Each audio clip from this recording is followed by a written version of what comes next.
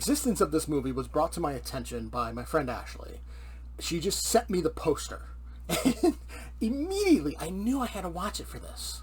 So our Karen is played by Francesca. And funny enough, a few years later, she started a movie called The Amityville Shark House. And then this year, she started a movie called Amityville Bigfoot. So I will at some point definitely be watching both of those movies, assuming I can find them. Tubi probably has them. Tubi has so much shit. I love Tubi.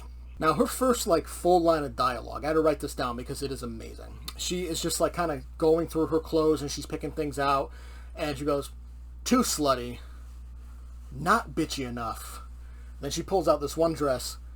"This is the one that says, I'm gonna fuck you so hard, you won't even know what hit you."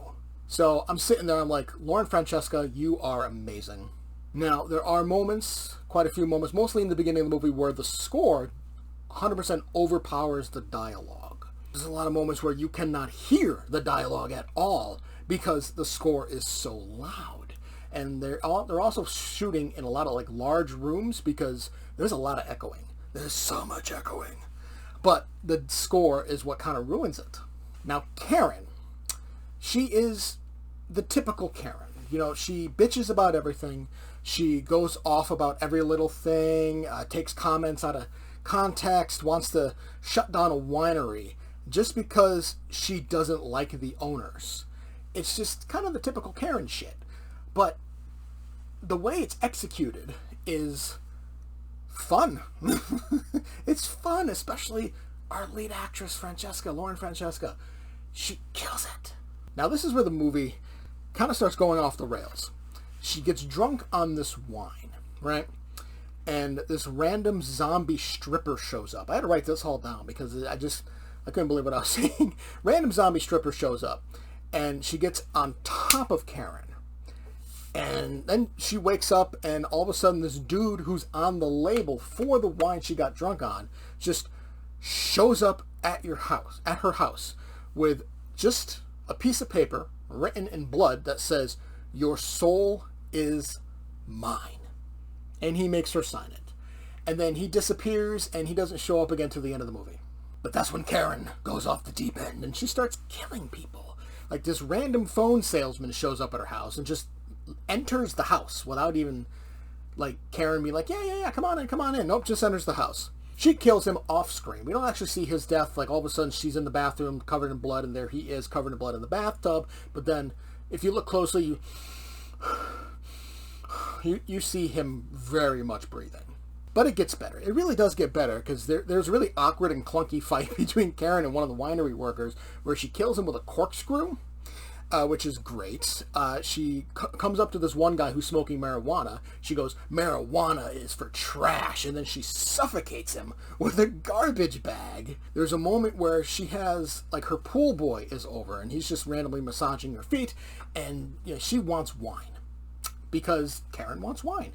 And his quote is, "I don't see any wine around, but yet on the table next to Karen is a bottle of wine." So she drowns him because he refused to give her wine. That's another death. Honestly, the marijuana is for trash and suffocation. It's probably the best one, though the corkscrew one's also really good. There's another one where there's this woman, she's showing too much cleavage, and Karen actually screams that out. "You're showing too much cleavage," and she strangles her to death. There's another dude, I don't remember why she kills him, but she rips out his entrails, and she's just sitting on top of him, putting them all over herself. It's so laughably amazing. So in general, the Amityville Karen, the story is pretty nonsensical. It makes no sense. Well, that's what nonsensical means. Duh. But it's just kind of, once she gets, she turns into, murderous Karen, she just starts killing people for literally no reason other than the fact that she's annoyed. So it's just kind of weird and random. It's terrible acting in general, but Francesca, her acting is terrible, but she lights up the fucking room every time she's on screen. She took this role and really made it her own. She is so good. She is the only reason I enjoyed this movie at all.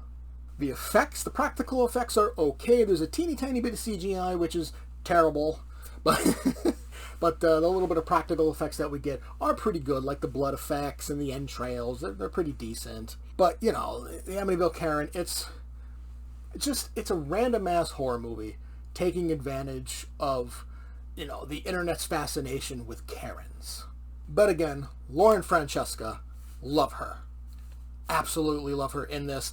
I am 100% seeking out more of her work because this is how fantastic she is. She's terrible, but in like a fantastic way, if that makes any sense.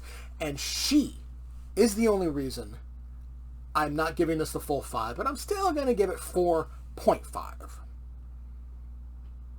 Did you enjoy the review? Make sure to leave a like and subscribe to see a new Craptacular Horror Review every week. Feel free to leave a comment to discuss your thoughts on the movie, or if you have a film you'd like to see reviewed in the future. Thanks for watching, and I will see you next time.